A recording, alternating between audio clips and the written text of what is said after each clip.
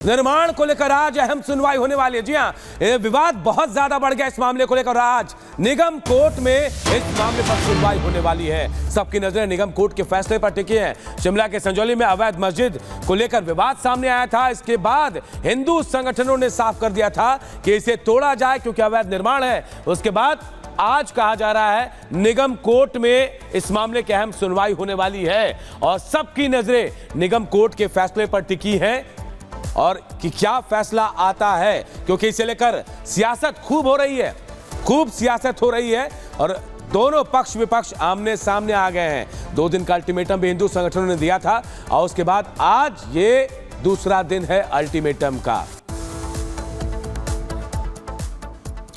तो देखिए, शिमला के सजौली में जो अवैध मस्जिद का निर्माण का मामला सामने आया, इसमें अब रोहिंग्या कनेक्शन भी सामने आ गया है। लोगों का आरोप है कि इसमें बाहर से जो लोग आए हैं, उनके जरिए वो अवैध जमीन पर कब्जा कर रहे हैं। अवैध तरीके से ये लोग जो हैं वो मस्जिद बना रहे हैं, ऐसे भवनों का निर्माण कर रहे हैं। और अब जो है इसे लेकर जो अल्टीमेटम हिंदू संगठन ने दिया था उसका आज आखिरी दिन है। इससे जुड़ी एक रिपोर्ट आप सबको दिखाते हैं।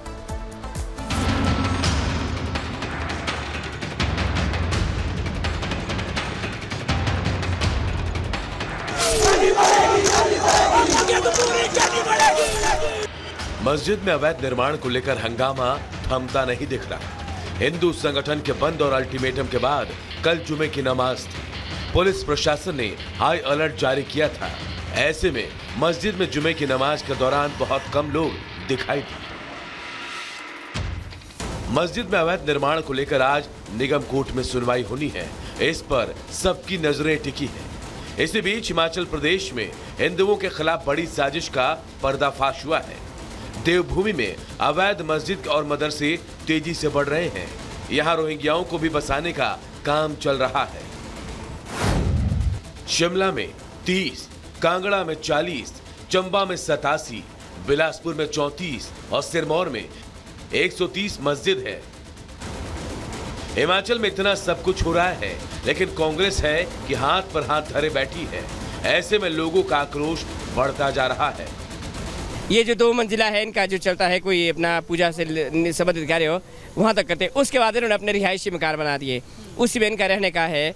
और साथ में हमारे जो लोग हैं इनके साथ आए दिन छेड़छाड़, लोग स्कूली बच्चे हैं, महिलाएं हैं, कोई वहाँ से गुजर नहीं पाता है। इस प्रकार के आरोप प्रत्यारोप आए दिन लगे रहते हैं। फिर ये जो मामला है ये हमारे नगर निगम न्यायालय में उपचाराधीन है, लेकिन अभी तक इसके बारे में कोई भी सुनवाई नहीं हुई थी प्रॉपर। अब फैसला ये है, देखो जनता को उम्मीदें हैं कि पब्लिक के हित में, आम जनता के हित में ये निर्णय होगा। लेकिन अगर नहीं भी होता है तो आम जनता ने सरकार, प्रशासन और नगर निगम को चेता दिया है कि अब फिर निर्णय हम करेंगे। ये मामला सिर्फ अवैध निर्माण का नहीं बल्कि घुसपैठ का है, जो लोगों की सुरक्षा से जुड़ा है। इस मामले पर भले ही राजनीति हो रही हो, लेकिन सवाल तो ये है, भारत में अवैध रूप से बांग्लादेशी रोहिंग्या कैसे बसते जा रहे हैं? रोहिंग्याओं को भारत में सुरक्षा कौन मुहैया करा रहा है? बांग्लादेशी रोहिंग्याओं की फंडिंग कौन कर रहा है? बांग्लादेशी रोहिंग्या किसकी मदद से मस्जिद और मदरसे बनवा रहे हैं? क्या राजनीतिक दल भी वोट की खातिर रोहिंग्याओं को संरक्षण दे रहे हैं? म्युनिसिपल कॉर्पोरेशन ने खुद ये माना है कि अवैध है। 6397 स्क्वायर फीट जो है ये नाजायज़ बनी है, वो खुद मान रहे हैं। तो उस पर जल्दी जो है कानून के दायरे में रह के हम लोग करेंगे और वी विल ऑल्सो इंश्योर कि कोई लॉ एंड ऑर्डर प्रॉब्लम पूरी स्टेट में, शिमला में और पूरी स्टेट में कोई ना हो और सांप्रदायिक तो इसको कम्युनल रंग ना दिया जाए। बिल्डिंग, ये तो हमारे सामने बिल्डिंग है, बिल्डिंग इज अ बिल्डिंग। फिर मालूम पड़ा कि इस मस्जिद में यहाँ पर एक नहीं अनेकों लोग आते हैं जिनका ना पता मालूम होता, ना पहचान होती है और आना जाना रात को दिन को लगातार चला रहता है, जिसके कारण स्थानीय लोग भी परेशान हैं, जिन लोगों ने इस बात को लेकर के आवाज बुलंद। और अवैध निर्माण 2010 के बाद ये शुरू हुआ था और उसके बाद लगातार ये स्ट्रक्चर बनते बनते 2017 तक जो है ये स्ट्रक्चर बन करके 4 मंजिला बन गया। हिमाचल में जिस तरह से मुस्लिम की आबादी बढ़ रही है, उससे साफ है कि आने वाले दिनों में यहाँ डेमोग्राफी परिवर्तन हो सकता है। ऐसे में सवाल ये है कि क्या कांग्रेस तुष्टीकरण के लिए राष्ट्रीय सुरक्षा को दांव पर लगा रही है? आखिर क्यों कांग्रेस देवभूमि में घुसपैठ कर रहे रोहिंग्याओं का संरक्षण कर रही है? Bureau report, Republic Bharat.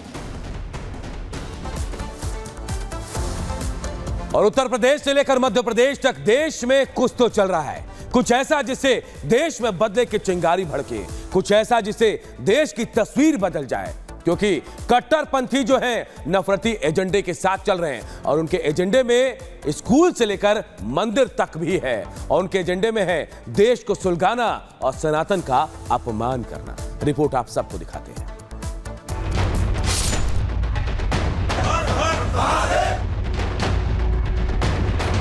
पूर्ण विश्वास है माननीय मुख्यमंत्री जी इस बात को संज्ञान में लेंगे और नहीं हुआ तो राष्ट्रीय शिव शक्ति सेना स्वयं जाकर के उस मदरसे को ढांचा गिराने में खत्म करने में सक्षम है।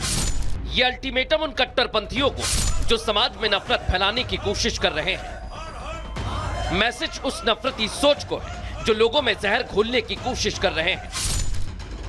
यूपी का रामपुर, जिनके नाम में ही राम है, वहां एक मंदिर के परिसर में अवैध कब्जा कर मदरसा चलाने का आरोप लग रहा है।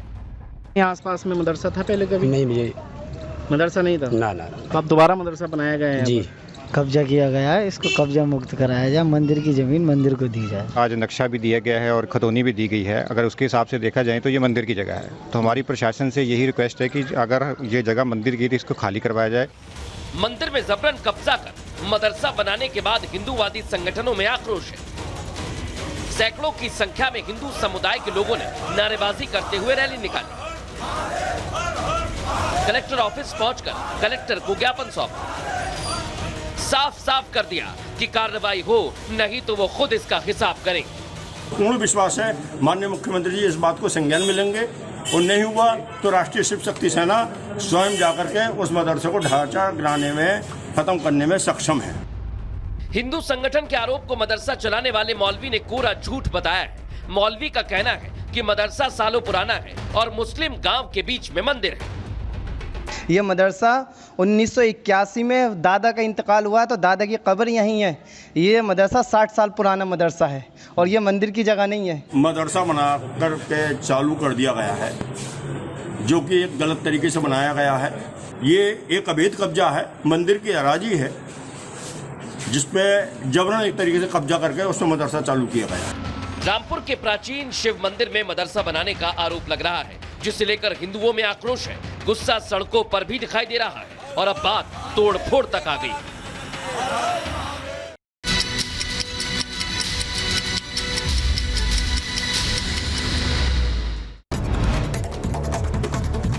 हिमाचल के शिमला में अवैध मस्जिद को लेकर आज निगम कोर्ट में सुनवाई। हिंदू संगठन विरोध प्रदर्शन भी कर सकते हैं।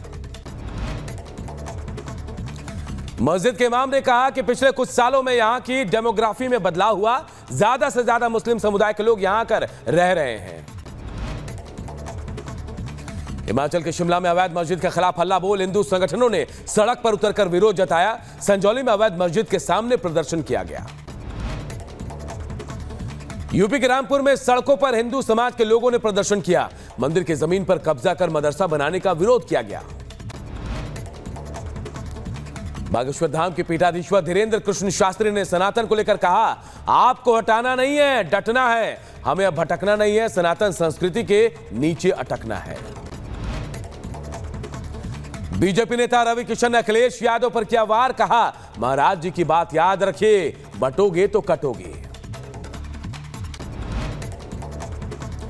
यूपी के सीतापुर में भेड़िए का आतंक जारी, 2 दिनों में 3 जानवरों को शिकार बनाया। गांव में दहशत का माहौल। सीतापुर में गांव में घुसते हुए भेड़िए कैमरे में हुआ कैद। ग्रामीण रात भर जागकर पहरा दे रहे हैं।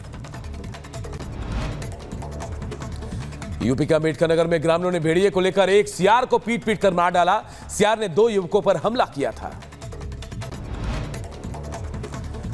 यूपी के जौनपुर में लाखों के लूट मामले में पुलिस ने आरोपी मंगेश को मुठभेड़ में मार गिराया। अखिलेश ने कानून व्यवस्था पर सवाल उठाए।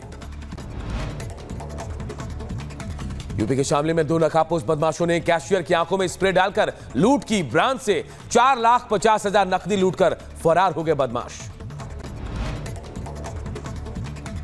सीतापुर में पेड़ पर लटका मिला युवक और युवती का शव, दोनों के बीच प्रेम प्रसंग को लेकर चर्चा।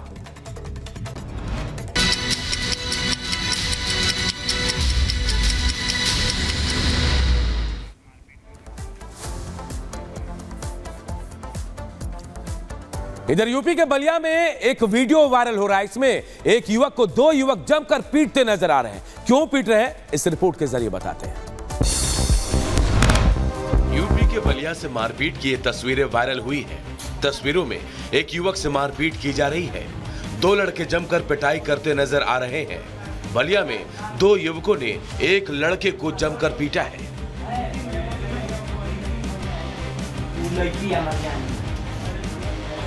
बताया जा रहा है कि पूरा मामला प्रेम प्रसंग से जुड़ा है। मारपीट करते लड़कों की तस्वीरें कैमरे में कैद हो गई। दोनों दबंगों ने युवक पर लात घूंसे बरसाए। इतना ही नहीं, जब मारपीट से मन नहीं भरा तो इन दबंगों ने पिटाई के बाद शख्स को पैरों पर गिरवाकर माफी भी मंगवाई। दबंगों ने युवक को धमकी देते हुए कहा कि अगर लड़की से बात की तो ठीक नहीं होगा, बात करने की कोशिश की तो जान गंवानी पड़ेगी। ये वायरल वीडियो सिकंदरपुर थाना क्षेत्र का बताया जा रहा है। Bureau report, Republic Bharat.